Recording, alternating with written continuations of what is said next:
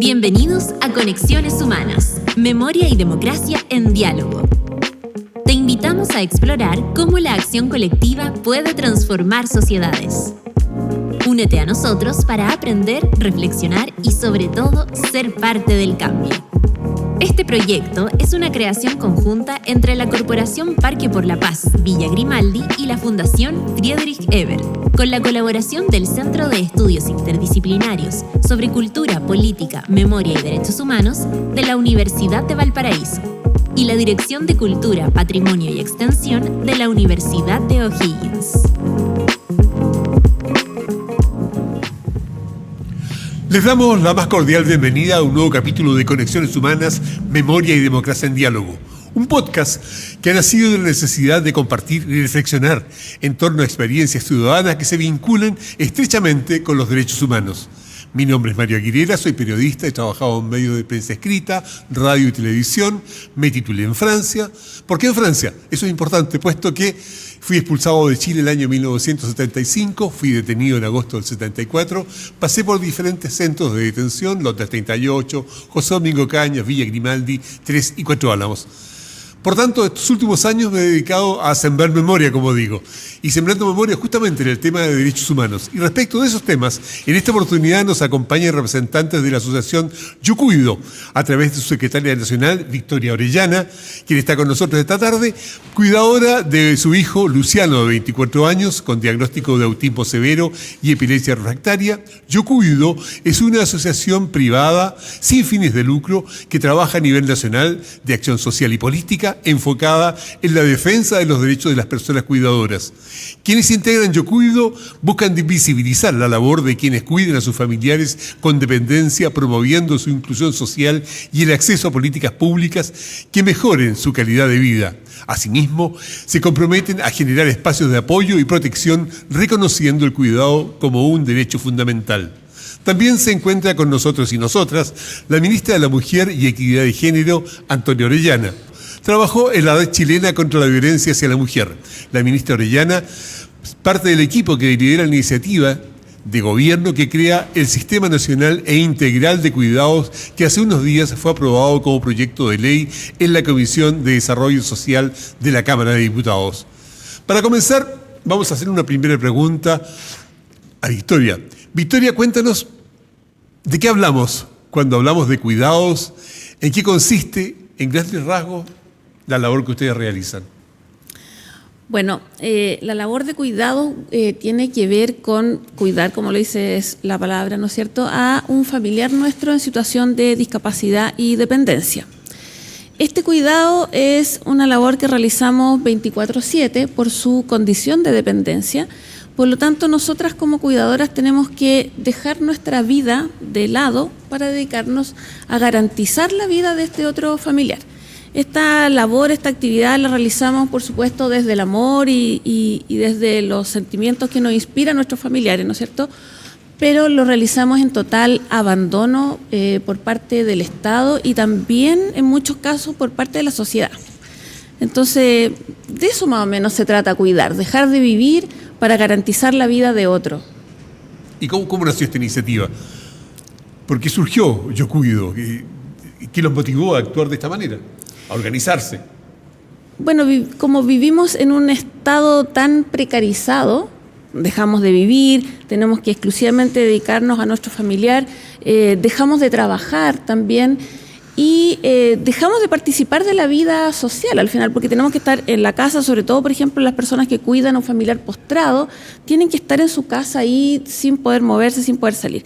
Entonces este abandono, esta soledad, fue un poco lo que hizo que nos empezáramos a encontrar con otras cuidadoras y a decir, oye, a mí me pasa lo mismo que a ti, me deprimo, no quiero saber nada, me canso, me aburro de cuidar, porque también es legítimo tener estos sentimientos como encontrados.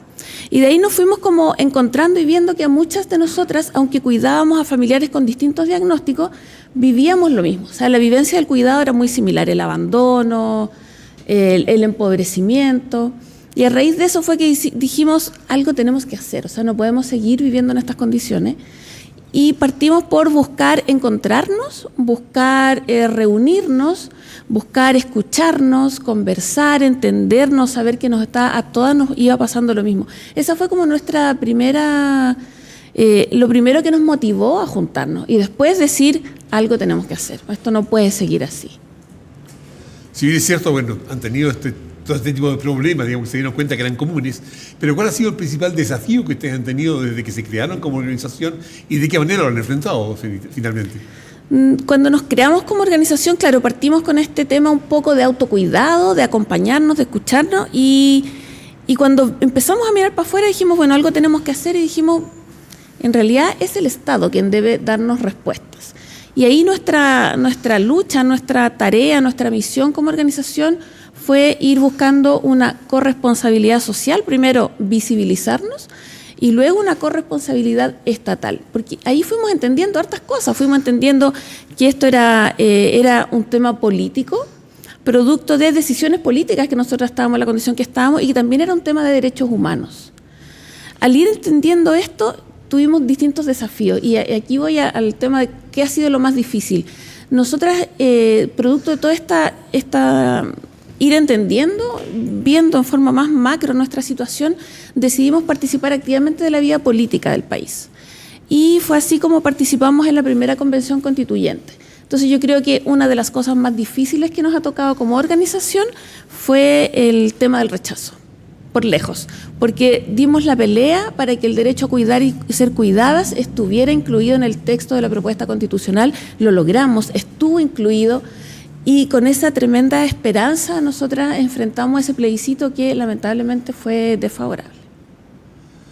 Bueno, hay personas que ustedes cuidan, que tienen necesidades, pero al mismo tiempo ustedes se van dando cuenta con el tiempo que tienen también necesidades de ustedes mismas, puesto que se tuvieron que organizar.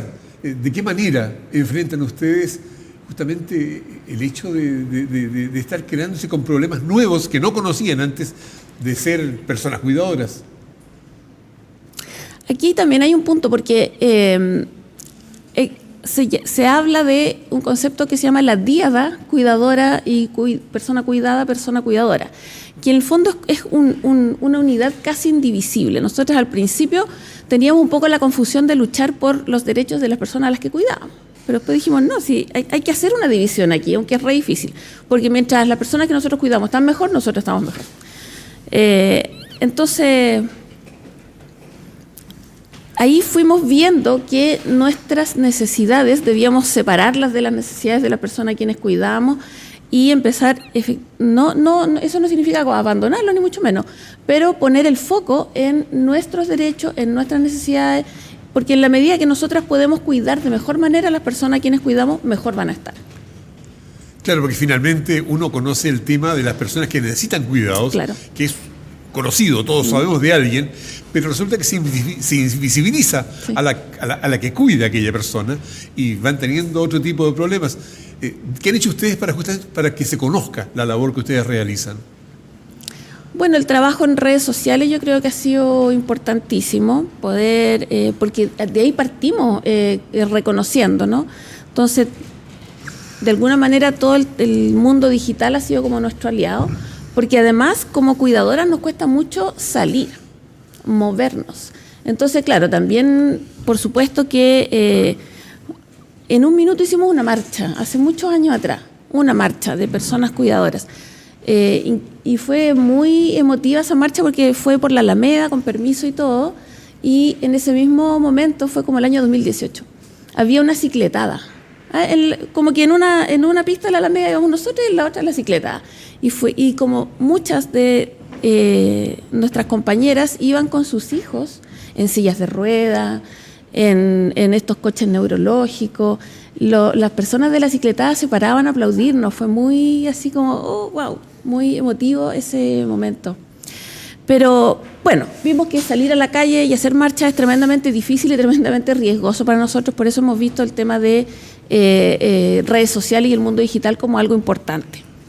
Pero también participamos, hacemos tremendo esfuerzo y participamos activamente en muchas mesas de trabajo en los ministerios, porque en un principio nosotras partimos pidiendo mesas interministeriales, porque efectivamente nuestro problema no solamente es de salud, no solamente tiene que ver con educación, en el fondo tiene que ver como con todo.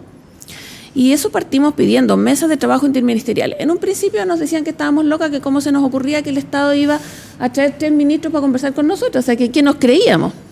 Bueno, así fue en un principio y hoy día, afortunadamente, o producto de todo el trabajo que hemos hecho y toda la concientización que hemos logrado, en la que hemos logrado avanzar nosotras y otras organizaciones, por cierto, no somos las únicas, si bien somos la organización más grande de cuidadoras, no somos las únicas.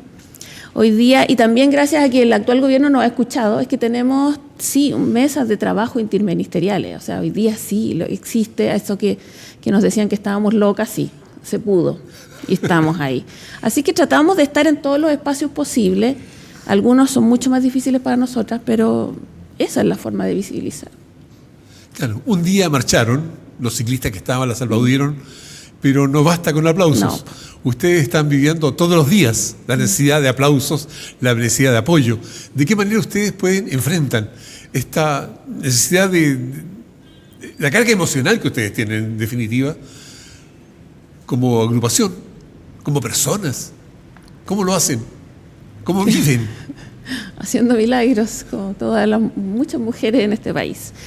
Yo creo que el pertenecer a una organización que lucha por los derechos de las personas cuidadoras es algo que te ayuda mucho con el tema salud mental. Pareciera que no tiene mucho que ver, pero sí, porque al final te sientes que eres parte de, que no estás solo encerrada en tu casa llorando y sufriendo, sino que estás transformando esa dificultad, ese sufrimiento por algo mayor. Y fantástico cuando vemos resultados.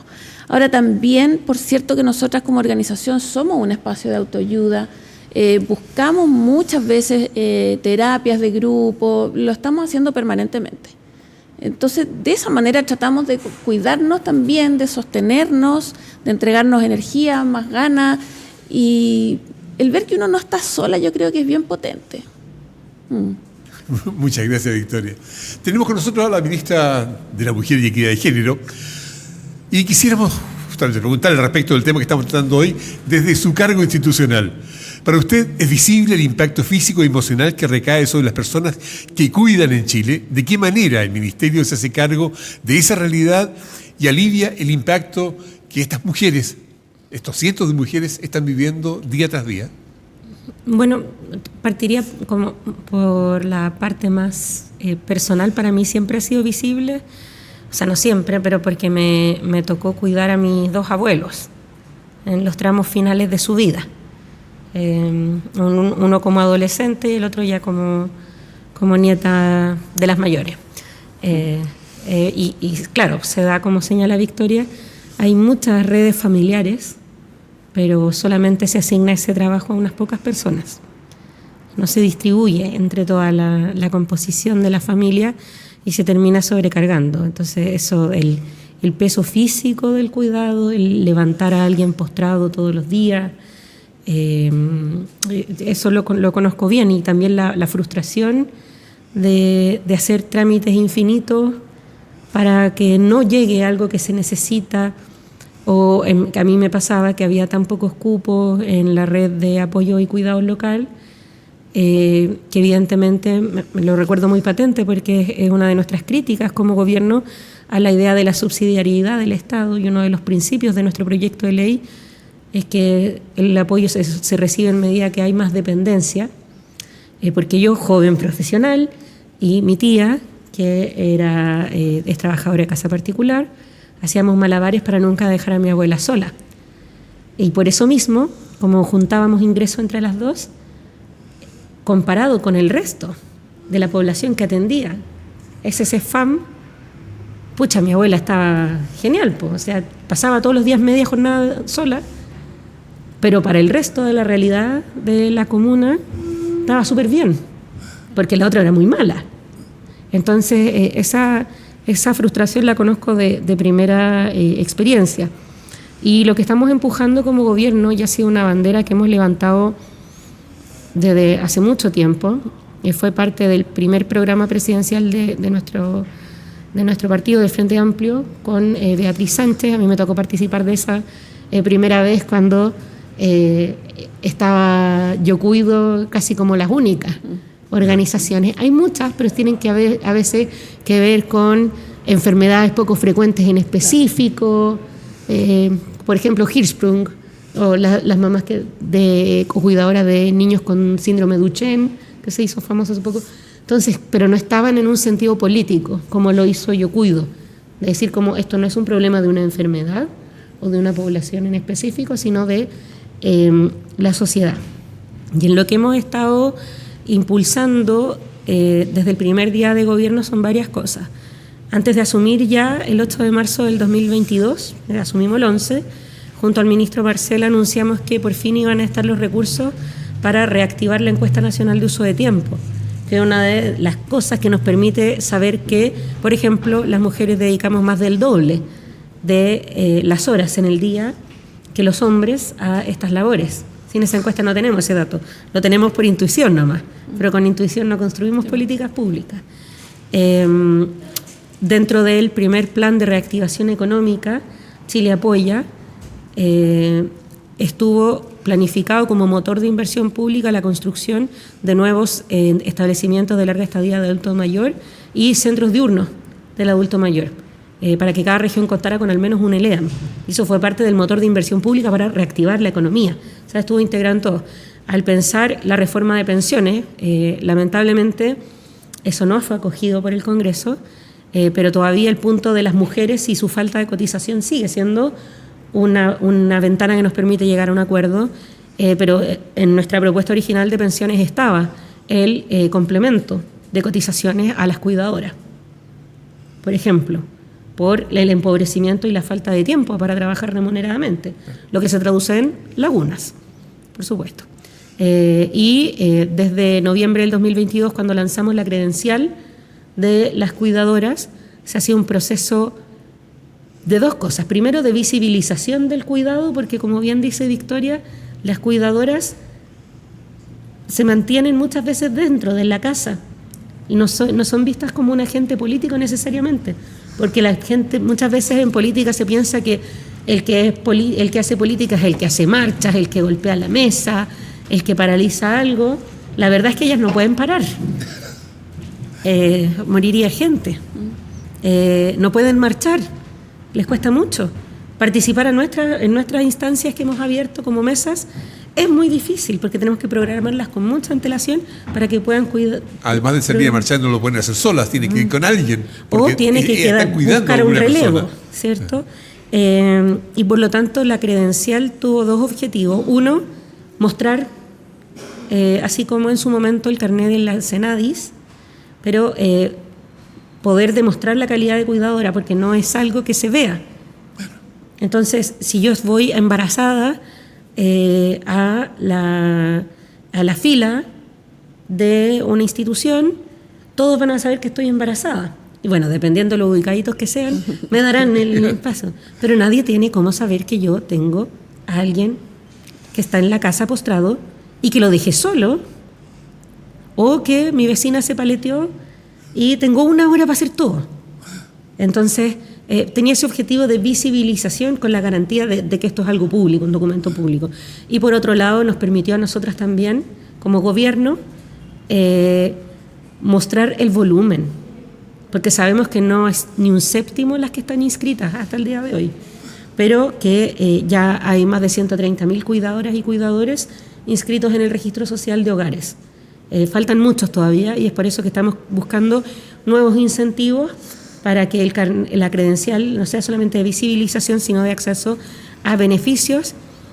Trabajamos junto con la División de Cooperación Público-Privada del Ministerio de Desarrollo Social y estamos convocando a las empresas, grandes o pequeñas, para que sean parte de la red de empresas Chile Cuida, en lo que pueden ponerse con lo que sea su cariño, como decimos nosotros. O sea, si puede ser con fila preferencial, bueno, también sirve para el negocio de la esquina.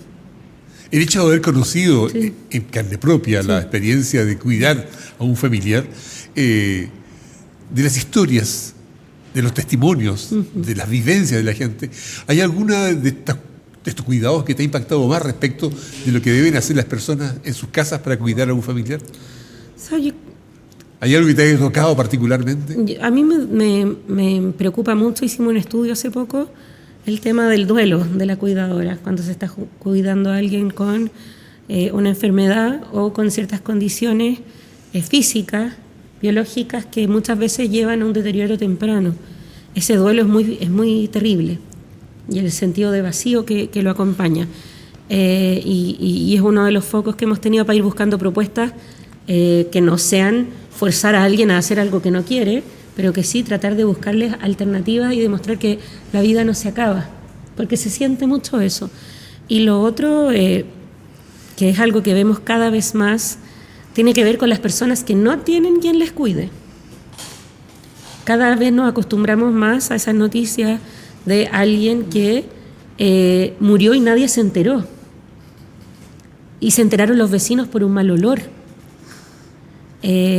Personas mayores que viven al 3 y al 4 con el apoyo, eso yo lo conocí muy bien en pandemia, en particular apoyando a organizaciones de la granja, antes de mi cargo público, digamos, porque esas ollas comunes, si no fuera por ellas, esas personas habrían muerto de hambre, porque no tenían quien les fuera a comprar, quien les fuera a recibir la caja del municipio, y ellas iban arriesgándose, además en un momento que era medio, no se sabía bien qué hacía el COVID, y por lo tanto es un problema social muy agudo. Los municipios lo saben muy bien, porque son los que están más de cara a estos problemas, les llegan a ellos primero. Entonces yo creo que esos para mí son dos puntos que tenemos que seguir trabajando para fortalecer la autonomía de vida de las cuidadoras, es decir, su propio proyecto vital, porque cuidar es un derecho, pero nosotras decimos siempre desde el Ministerio de la Mujer, pero no una obligación de las mujeres. Cuidadoras que hoy egresadas son muy pocas, sí. Son pocos los casos que conocemos. Pero también hay un, ¿cuál sería el llamado de la ministra? Derecho a no cuidar. Claro, ¿cuál sería el llamado de la ministra a las personas que no están organizadas, que no saben qué tienen que hacer las cuidadoras de personas para que conozcamos sus casos, para que se organicen? Bueno, hay distintas cosas. Yo no me meto con la autonomía de las organizaciones sociales porque vengo de una y respeto mucho esa distinción entre los roles. Nosotras estamos llamando a inscribirse en la credencial. ¿Por qué? Porque eso permite que en el registro social de hogares, cuando el Estado evalúa un subsidio, cuando el Estado evalúa un hogar, por ejemplo, para la beca BAES del chico, ¿cierto?, pueda mirar que en esa casa hay una persona cuidando y una persona con dependencia severa o moderada, que el impacto económico es un poco más o menos el mismo, ojo, y por lo tanto desde la perspectiva de la política pública a nosotros nos sirve para eso. Y queremos que sea más, por eso el presidente anunció que uno de los 3 ejes de este presupuesto 2025 está en seguridad, está en salud y está en cuidados. De cuidados justamente estamos hablando. ¿Cuál sería el llamado que tú, en tanto que organización, harías a las personas que no están organizadas y que están cuidando personas, familiares, y están ahí solas? Yo creo que algo importante de entender es entender que el tema de cuidados como lo vivimos hoy es un tema de derechos humanos, eso es lo primero. O sea, no es que nos pasa porque tenemos mala suerte o porque, no sé, hay algunas que dicen porque Dios te castigó, en fin, nada de eso. Es un tema de derechos humanos. Entonces, lo primero que hay que entender que es un tema social. Aunque lo hagamos invisibilizada, encerrada, solitario, es un tema social. Entonces, es un poco a cambiar la mirada, que creo que es lo primero. Y lo otro, por supuesto, que en calidad de una organización social, las puertas están abiertas, pero están abiertas como nosotros a todas las personas que nos dicen, oye, yo quiero ser parte de Yo Cuido, les decimos, mira, aquí no te vamos a dar nada, porque nosotras no somos una organización que da cosas, ni que consigue cajas de mercadería. A veces nos llegan fantásticos, pero no ese es el foco. Nosotras aquí lo que te vamos a dar es un espacio para luchar junto a nosotras por nuestros derechos. Así es que con eso, entendiendo eso, bienvenida. Y entendiendo eso, bienvenidas todas las que quieran. Pero, ¿cuáles son ustedes como organización los desafíos y las metas, los objetivos a corto plazo que tienen justamente para las personas que están cuidando personas? Bueno, en cuanto a metas y objetivos, te comento que estamos en un proceso en que acabamos de cambiar de directiva nacional, así que estamos como reordenando un poco la casa. Y en ese sentido también como replanteándonos un poco para poner foco en algunos aspectos de nuestro trabajo. Y por cierto, es estar atentas y súper a la expectativa de lo que está pasando con la ley Chile Cuida en el Congreso. Participamos en el debate, expusimos nuestros puntos de vista, y esta ley, bueno, tiene varios pasos hasta que se logre aprobar, pero en eso estamos súper atentas, porque nos preocupa un poco que pueda no aprobarse tal cual, que se le hagan recortitos y que termine quedando una ley que no le sirva a nadie. Así que yo creo que ese es el foco principal en lo que estamos. Nosotros trabajamos en varios focos de trabajo, la verdad, porque también tenemos como todo el tema del empobrecimiento de las cuidadoras, y que siempre estamos viendo cómo poder generar espacios laborales para las compañeras o de emprendimiento. También tenemos toda una línea de trabajo de autoayuda, pero el foco y lo central, lo más importante, es continuar en esta lucha por nuestros derechos, y dentro de eso el pilar fundamental es la ley. Ministra, muchas veces se ha señalado, incluso usted misma lo ha dicho respecto de su propia experiencia, de que la tarea de los cuidados recae mayoritariamente sobre las mujeres. Es más, en Chile las mujeres dedican en promedio 3 horas diarias, más que los hombres, a realizar ese tipo de labores. ¿A qué se debe, según su parecer, y cómo se puede la institución en el día evitar que se siga haciendo de esta manera? ¿Mediante qué mecanismos y en base a qué principios debemos cambiar esto? Esa es una pregunta que ha abordado las distintas teorías como en los últimos 40 años, así que voy a intentar ser concisa. Hay un hecho indiscutible. Nuestro país se ha demorado con respecto a otros países que tienen similar ingreso y similar población, es decir, mismas riquezas, misma población. Nuestro país ha sido uno de los más lentos en incorporarse las mujeres al trabajo remunerado.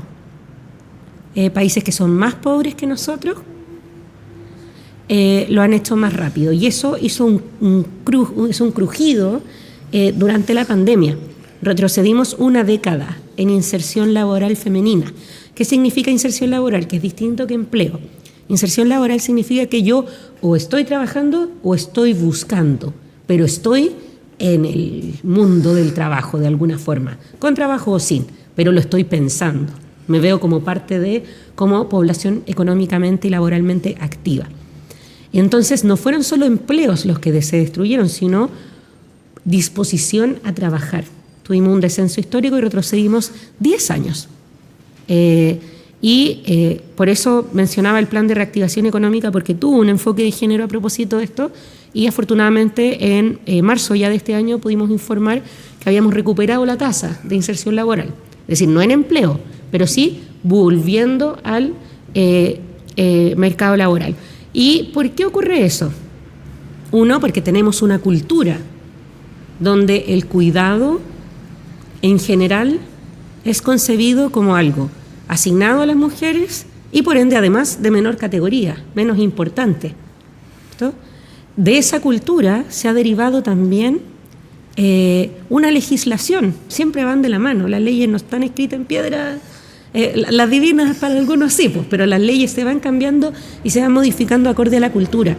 Y en nuestra ley los cuidados en toda su variedad siguen siendo asociados a las mujeres. No hay un rol activo de incentivar la participación de los hombres en ello. O sea, solamente para hablar de un ámbito del cuidado que es el infantil. Otro proyecto de ley que tenemos es el de Sala Cuna para Chile, para compartir el derecho a Sala Cuna entre hombres y mujeres. O, no sé, la normativa de la licencia para enfermedad grave de hijo menor de 1 año. Cuando yo quise que el papá de mi hijo tomara licencia, porque ese momento, como a los 8 meses en que una trata de volver a la pega, pero no, que la primera gripe, que el jardín infantil, yo dije, ya, estoy muy desordenada con mi pega, tómatela tú. Y no se podía. Porque si él la tomaba, yo tenía que renunciar a mi derecho de 1 año de licencia por enfermedad grave de niño. Así es, de draconiana la cuestión. Entonces, poco a poco se ha ido ampliando esa mirada. Recientemente modificamos la ley SANA para compartir de mejor manera el derecho de cuidado y también considerar a las familias monoparentales, que son muchas, y por más de un 90% lideradas por mujeres, monomarentales son en verdad. Entonces, tenemos la cultura, tenemos la legislación, que es reflejo de esa cultura, y por otro lado, esto por supuesto es controvertible por quienes tienen otra opinión política, pero desde mi perspectiva como ministra de un gobierno de izquierda y de centroizquierda también, tiene que ver también con nuestro modelo económico, porque cuando tú generas subsidiariedad en la salud, en la educación, cuando precarizas, vuelves cada vez más impotente los servicios públicos, y esto es un dato de la causa en todo el mundo, las principales afectadas somos las mujeres, porque somos las que más ocupamos FONASA, somos la mayoría de las apoderadas de la educación pública, y así. Entonces, cada ajuste, cada recorte que se hace a la función pública nos impacta desproporcionadamente a nosotras. Entonces, si tú combinas esos tres elementos que son característicos de nuestro país, ves entonces que hay una configuración que la hace especial. Y por lo tanto, no hay una solución mágica. La ley Chile Cuida es un avance. Y de hecho, somos muy cuidadosas porque cuando se ha esperado tantos años, hay que ser muy cuidadosa con las expectativas. No somos magos, no hay magia en esto. Es pero una ¿qué ley. podemos esperar del Estado para reconocer, registrar, capacitar, regular, retribuir y reconocer la función de las cuidadoras? Bueno, en primer lugar, la ley... De las mujeres cuidadoras en particular. La ley no distingue género, pero efectivamente va a tener efectos más beneficiosos por estadística nomás, porque la mayoría de quienes cuidan somos mujeres. ¿Qué es lo que propone la ley? Lo que propone la ley es que primero se reconozca el derecho a cuidar. Eso da origen a un sinnúmero de posibilidades legales. Si a mí me discriminan por estar cuidando en el ejercicio de alguno de mis otros derechos, el derecho al trabajo, el derecho a la salud, me da la posibilidad de reclamar ese derecho, si esa es la gracia, pues no que quede en el papel. En segundo lugar, crea una gobernanza. Y esto suena súper fome y es como quizás poco gancho comunicacional, pero las cuidadoras son las que más lo defienden, que es el sistema de administración. O sea, yo tengo 3 vías hoy día para solicitar pañales para tamaño adulto. Lo puedo hacer a través del Departamento Social de la MUNI, lo puedo hacer a través de o Senadis o Senama, e incluso a través de sociedad civil. Y esos 3 no se coordinan. Lo mismo con las ayudas técnicas, que son audífonos, apoyabrazos para que no se produzcan escaras, estas cosas que se ponen acá en las manos en el caso de los pacientes que son, de los chicos que son espasmódicos, ¿cierto? Todas esas cosas las puedo pedir por muchos lados y esos lados no se coordinan. Y a veces llegan cuando ya no las necesito. Y por lo tanto, la coordinación intersectorial, como decía acá Victoria, es fundamental, no solamente por un tema desde la perspectiva de las personas que reciban lo que se necesita, sino también desde una perspectiva de racionalización del gasto fiscal, porque esa forma de administrar los recursos es ineficaz nomás, po. Y esa ineficacia hace que se dupliquen gastos en municipios y en salud. Y a veces también nosotras en programas, gobiernos regionales y más, porque hay una diversidad muy grande de esto, hay más de 700 programas entre municipios, GORES y servicios públicos que estamos todos tratando de hacer lo mismo. Entonces, esa parte de gobernanza es fundamental. Y uno tercero es que estamos proponiendo un camino para seguir avanzando, porque la disponibilidad fiscal actual no da para construir todo lo que hubiésemos querido al inicio del gobierno. Parte importante de eso estaba en la reforma tributaria, que se rechazó. Afortunadamente ahora se aprobó el proyecto de cumplimiento tributario que va a inyectar cerca de un 1% extra de PIB en recaudación de gente que evadía. Esa es la proyección, pero no es lo mismo. No es el mismo volumen. Y por lo tanto a lo que apostamos al 2026, lo dijo el presidente el 1 de junio, es al salir del gobierno tener esta ley aprobada, ese es nuestro objetivo, y por lo tanto con este camino de Estado bien trazado, no se va a cumplir todo ahora, pero con un camino, y es más fácil avanzar si yo tengo claro hacia dónde. En segundo lugar, la instalación y ampliación histórica de la red local de apoyo y cuidado, que tiene que ver con el apoyo domiciliario, el relevo para las cuidadoras, los componentes de salud primaria, y a eso le vamos a sumar el kit Chile Cuida, que son elementos de apoyo más o menos comunes a la mayoría de las dependencias. El otro día alguien me preguntaba qué incluía, yo decía, mi aspiración, porque todavía estamos haciendo ahí las licitaciones, es que incluya incluso el masaje de podólogo, el masajeador de pie. Entonces me decían, ¿pero qué es ese lujo asiático? La mayoría de los pacientes que quedan postrados en nuestro país lo hacen por diabetes. ¿Y la diabetes por dónde parte dejando postradas a las personas? Por los pies. O sea, es un factor muy, muy connotado de la salud pública primaria. Y hablando de cifras, tenemos casi un 10% de adultos mayores en el país. De ese 10%, 3% son dependientes severos. Entonces, que sepamos. Claro, entonces resulta que, ¿de qué manera podemos, en términos simples, cuidar a quienes les cuidan? ¿Cómo cuidamos a las cuidadoras? Hoy, desde la perspectiva de la política pública, lo que estamos incentivando uno es la corresponsabilidad, no solamente de género, sino social. Es decir, esto es algo que requiere a toda la sociedad, porque todos hemos sido, si estamos vivos es porque alguien nos cuidó. Y alguien nos va a tener que cuidar en algún momento. Ojalá que no por las cosas más graves, pero una se cae, y que alguien te vaya a dejar una sopa cuando estás con la pata arriba, también es cuidado. El cuidado es una necesidad humana. No estaríamos vivos, no habríamos progresado, no habría civilización si no hubiera porque alguien le curó un huesito a alguien en algún momento, ¿ya? Entonces, eso, en primer lugar, fomentar la corresponsabilidad social, porque a propósito de otras de nuestras iniciativas, como lo es la política para el pago de pensiones de alimentos, ya quedó como ley papito corazón, pero yo aún no me resigno, que me carga, pero a propósito de eso, la mayoría de quienes cuidan o de quienes son jefas de hogar solas no tienen con quién compartir. Entonces, si nuestra respuesta, que fue una respuesta en algún momento, desde la política pública, que esta idea de familias de comercial de supermercado, que no son las familias chilenas, tiene que ir también por la corresponsabilidad social. Y en ese sentido yo creo que una de las cosas importantes tiene que ver con la difusión de la existencia de las cuidadoras, porque no concurren necesariamente al espacio público. Y tiene que ver con que yo sepa que esa persona que está tratando de subir con un chico que evidentemente tiene problemas de movilidad, sea empática. Que si un niño con espectro autista se descompensa en el supermercado, no me ponga en actitud de qué mala madre que se le descompensa al niño.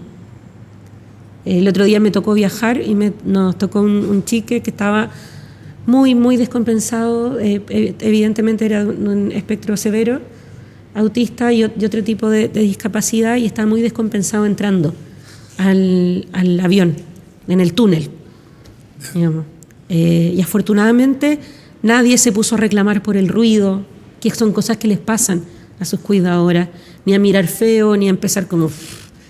Sino todos entendimos que ahí había un niño que estaba pasando un mal momento y una mamá, en ese caso, que estaba haciendo lo mejor posible por tratar de contenerlo y que su foco no estaba en nosotros y que nos molestara el ruido. Entonces yo creo que ese tipo de elementos son cosas que no son la revolución ni son la principal política pública, pero van marcando en el día a día la experiencia de las cuidadoras, porque menos voy a salir si me andan mirando feo.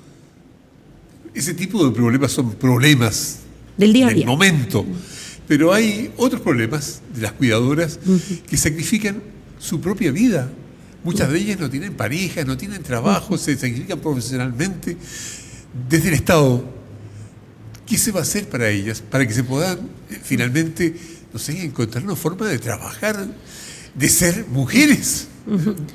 Ahí es bien, están sacrificándolo todo. Sí, es bien importante que veamos el conjunto, que es bien diverso, porque hay quienes llevan 20 años, hay quienes van a cuidar por 3 meses, porque están en un cuidado de fase terminal, más paliativo. Entonces hay un conjunto que hay que tener la mirada bien abierta para verlo. En primer lugar, lo que estamos haciendo con el registro en los centros comunitarios, que ya van varios inaugurados.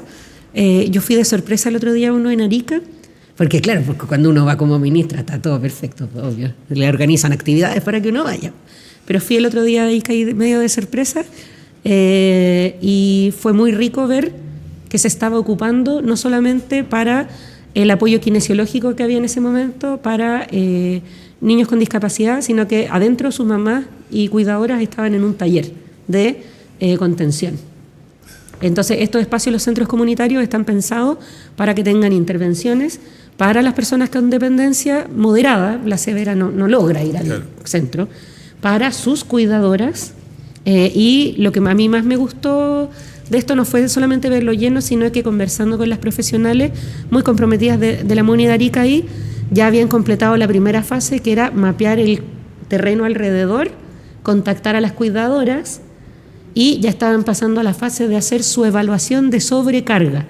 Y esa evaluación de sobrecarga, en la línea que tenemos con los centros, lleva luego a un plan de intervención, que es personalizado. Es decir, no es el mismo plan de intervención el que necesita alguien que tiene a toda una familia que está apoyando, se empobrece igual, digamos, pero alguien que está absolutamente sola y no tiene ni espacio para ir al baño, ¿cierto? Son distintos niveles de sobrecarga. Entonces esa evaluación ya está ocurriendo en los que ya están inaugurados, tenemos varios ya que están construyéndose y esperamos terminar el 2025 con los primeros 70 y el 2026 con los 100 que comprometió el presidente, como decimos con el plan de emergencia habitacional, ojalá más, pero esa es la primera meta. Victoria, aprovechando que estamos aquí conversando con la ministra delante nuestro, ¿qué le pedirías tú para ustedes, las cuidadoras de personas? ¿Qué necesitan hoy? Yo creo que tenemos un nexo permanente con la ministra, la verdad, no es como que es la gran oportunidad, y en ese sentido es interesante también comentar que esta ministra nos ha acogido siempre. Siempre había un espacio de conversación con ella, siempre. Entonces no hay como tantas cosas que yo quisiera como pedir, la verdad. Ella sabe lo que ustedes quieren. Sí, porque tengo el pliego. Y es súper distinto respecto de la ministra que había antes, que de hecho fue la primera ministra con la que nosotros hablamos, que fue la señora Pla en el ministerio en el gobierno de Piñera, que casi se burló de nosotras. Es un cambio abismante la relación, y yo creo que ahí también qué interesante es que las autoridades vengan de la realidad, conozcan lo que vivimos, que no vengan como de una burbuja. Entonces yo creo que más que pedirle algo a ella, porque siento que el canal de comunicación siempre ha estado, siempre lo hemos tenido, creo yo que más apunta a un tema social, o sea, esto de la corresponsabilidad social, porque, a ver, si no hay un cambio social y cultural, la verdad es que puede haber un montón de políticas que van a terminar quedando en nada. Entonces, por ejemplo, la credencial de la persona cuidadora, efectivamente, no en todos lados se respeta, como para atención preferente. Es más, en algunos lugares uno presenta su credencial para atención preferente y a mí no me ha pasado, pero a otras compañeras sí, la gente reclama. Oye, pero ¿y ella por qué la van a atender antes que a mí? No, que tengo la... ¿Y a mí qué? ¿Y a mí qué? Claro.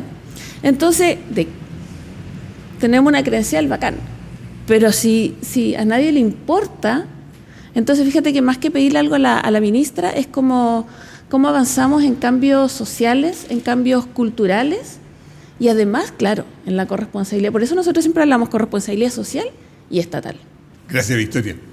Entonces el mensaje no es para las cuidadoras, el mensaje es para el resto, para aquellos que no conocen la labor que realizan las cuidadoras. ¿Cuál sería el mensaje, ministra, para terminar respecto de aquellos, nosotros, aquellos que no cuidamos? Primero quiero decir que estoy muy halagada con las palabras de Victoria.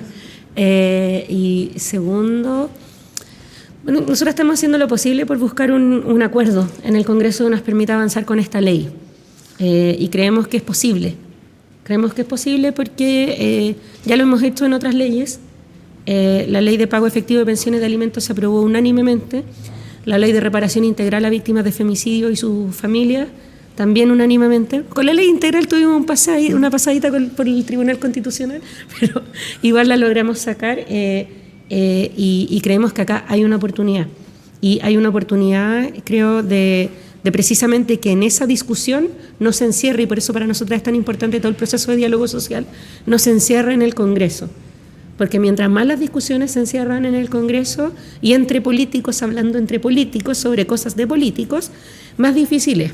Yo, perdón por poner ese ejemplo, pero cuando estábamos discutiendo precisamente la ley de reparación integral a víctimas de femicidio y su familia, que por primera vez le está entregando pensiones a los niños y niñas que quedaron huérfanos de madre, y muchas veces de padre también, tanto por la cárcel o por el posterior suicidio que suele ocurrir,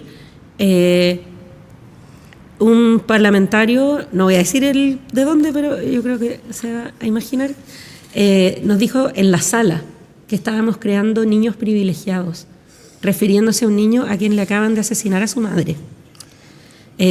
Pero la verdad es que a mí no me ofende a mí, o sea, yo me escandalizo, por supuesto, pero no me ofende a mí. A las que ofendió y a las que tuvo que ir a darle explicaciones después fue a las madres de esas mujeres que habían sido asesinadas y que cuidan a sus nietos. Entonces quiero decir que cuando hay diálogo social y hay un acompañamiento y un fiato abierto a la discusión, porque también yo sé que en Yo Cuido tienen observaciones para el proyecto de ley, les gustaría que fuéramos mucho más, tenemos roles distintos y eso uno lo acepta, pero cuando hay un diálogo social que acompaña un proceso político institucional es mucho más claro de lo que estamos hablando, porque si no se trata de la oposición con el oficialismo o de tal cosa, o incluso de cosas que no tienen que ver con el proyecto que se discute. La presencia de la ciudadanía en la discusión política es fundamental. Muchas gracias, ministra, muchas gracias, Victoria. Hemos estado haciendo durante este rato que conversamos lo que es nuestro objetivo. Estamos haciendo conexiones humanas. Muchas gracias. Gracias a ti. Eso fue Conexiones Humanas, Memoria y Democracia en Diálogo. Este proyecto es una creación conjunta entre la Corporación Parque por la Paz Villa Grimaldi y la Fundación Friedrich Ebert, con la colaboración del Centro de Estudios Interdisciplinarios sobre Cultura, Política, Memoria y Derechos Humanos de la Universidad de Valparaíso y la Dirección de Cultura, Patrimonio y Extensión de la Universidad de O'Higgins.